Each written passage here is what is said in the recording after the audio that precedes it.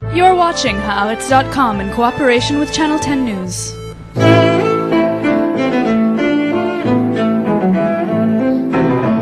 The Artis Zoo, built in the middle of the 19th century in the center of Amsterdam, was Europe's first.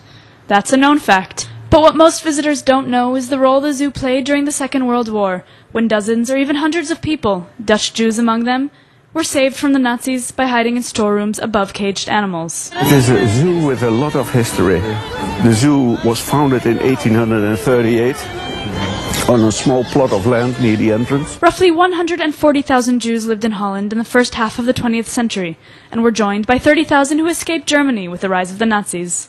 When the extermination of Dutch Jewry began with the Nazi invasion in 1942, Martin Frankenhaus had just been born.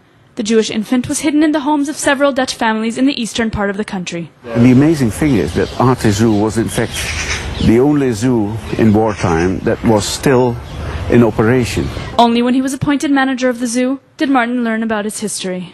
These are the old-fashioned, outdated cages for tigers, lions, and other felines.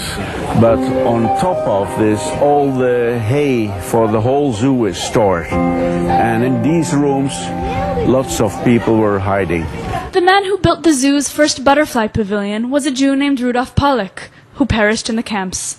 Pollack's story is what led Co Veltman, currently responsible for the zoo's insects, to research the less public side of Artis during the war. It's amazing that they were able to hide so many people in the zoo. The Germans visited the zoo so often. I mean, the zoos were popular at that time for them, and they just walk around and they didn't know that there were the Jews hiding.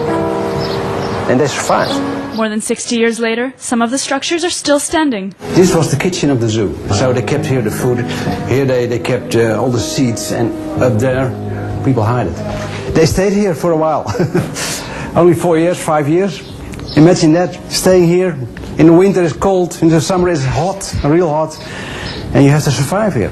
And if you look out this window, you can hear and see the Germans. The prisoners survived off of food fed to the animals, which ironically enough, they received thanks to the Nazis' fondness of the zoo. They had more food than anybody else because the Germans liked animals. So they were quite good to the zoo. None of the survivors who hid in the Artis Zoo are alive today. Their story is one of many tales of human and animal kindness in the face of unimaginable horrors. Sadly, Co isn't so confident in the timelessness of that compassion. It's a long time ago. Imagine if you and I are put here for 4 years and my colleagues are down there sharing the food with me. I'm not so sure today it will happen again.